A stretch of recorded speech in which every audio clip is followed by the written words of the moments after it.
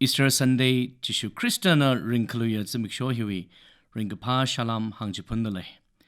Vareshi tumbing wivanga ringkalui gajihi mataila kahai akana. Ringkalui gajihi malay sasi gaja. Itumna Good Friday mayonda Easter Sunday kamion hiwi kaklat malay mana. Are adam hitranba ringkalui malay sasi gaja kathasarado gaju maramle hunaka payingrumsa.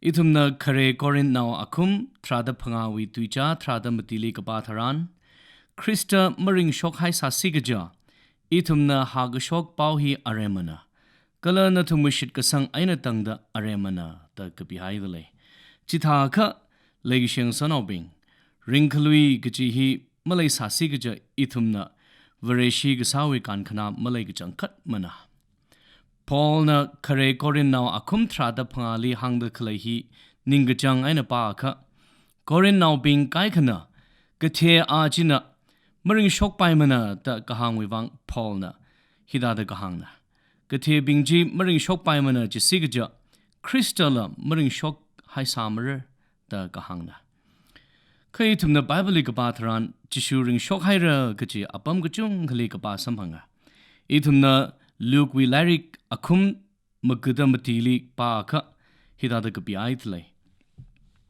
Habdawi kareatang ngator takvu shinau bingjina ngaran gahai nganam gapa tawyur bingji kwipungda chikurbamli vai. Atumna chikurwi lungsham kalang shokhay ragasaji thay. Ka chikurli changkyang aina angun malay samana.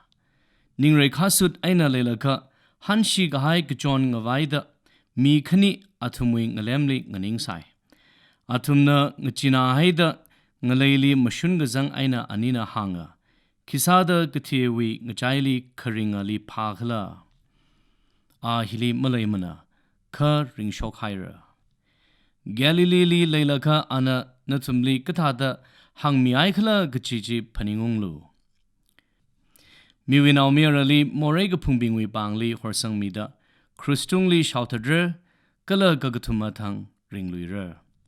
Jana shinau bingjina hanga hai tuiji paningunga. Kala jikurwi aina hanungda tui saiko ruji tharada akha aina jili legasabing saiko rili unghanga. Hina gajithaiva Krista ringshok lakhaira gajina.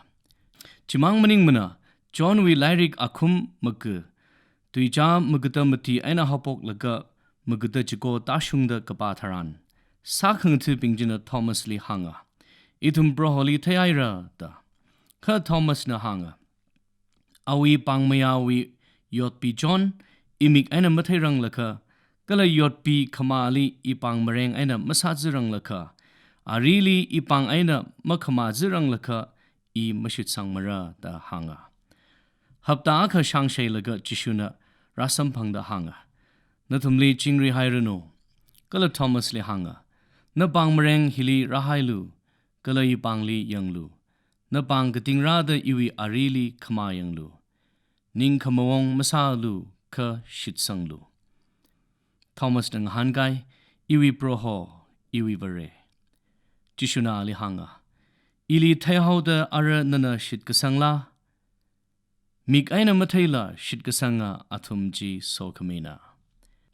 Vareshi tumbingwa amik aina mathailala shit samplungrer proof malaylala shit kasang aina kharing gajihi leiplungi gajina Jishuna maring shok sasi gaja pau gazara bingna ha gashok chan gapahi aremana ithum bingna shaki sada khlaihi khanguya shaki ngsaura Sunday gaji da ha gashok chan gapahi khanguya pau onhaura Kristana maring shok hai sasi gaja pau gazat bingji Tan kanguya minama baugazada ngasaser haurer.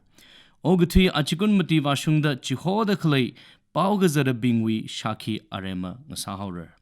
Kristana maring shokhai sasigaja. Paul na kathara tuing shitli kapi kahai chithi bingji arema wi arema ngasaser haurer.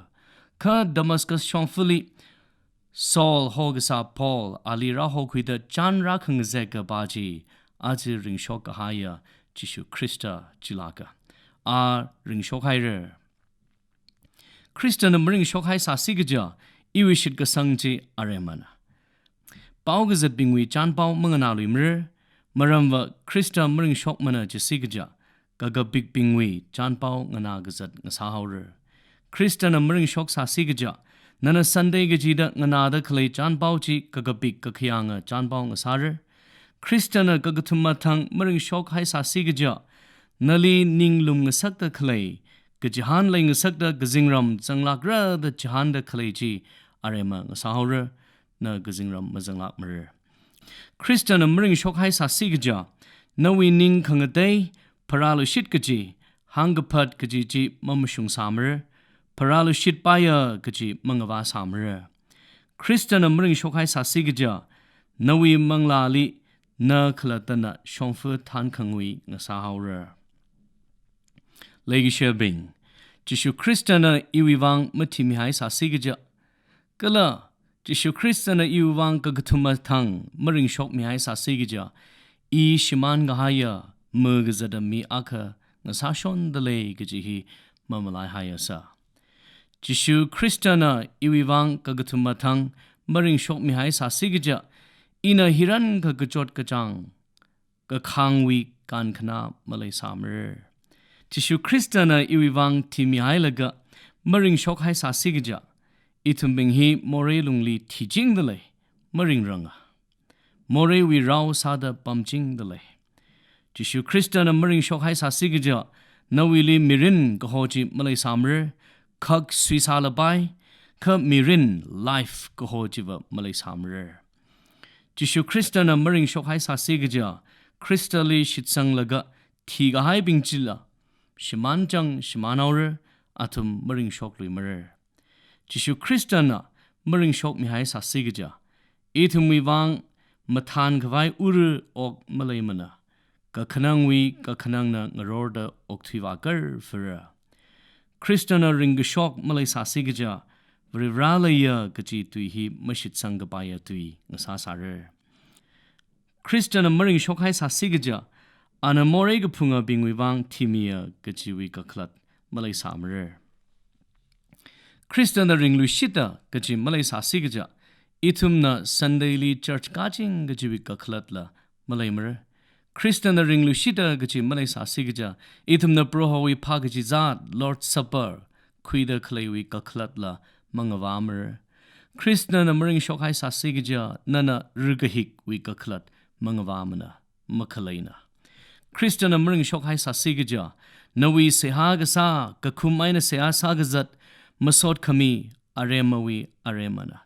Krista na maring shok hai sa sigaja.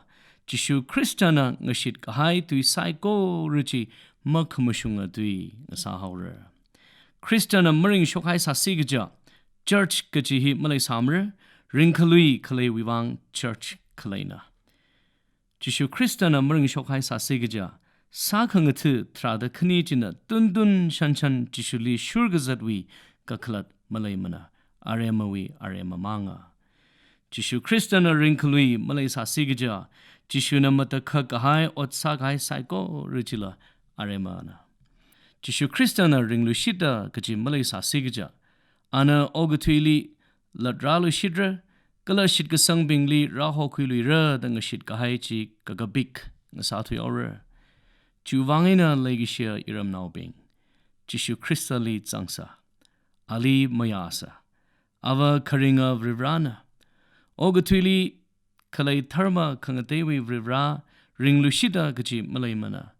Ka itumna korumda kalay itumna odram gatida kalay vrivrajia karinga vrivrana a ring shokhaira. Ali shitkasang jivana kadang makavai mirinchi sambangavai ngaraida kalayna.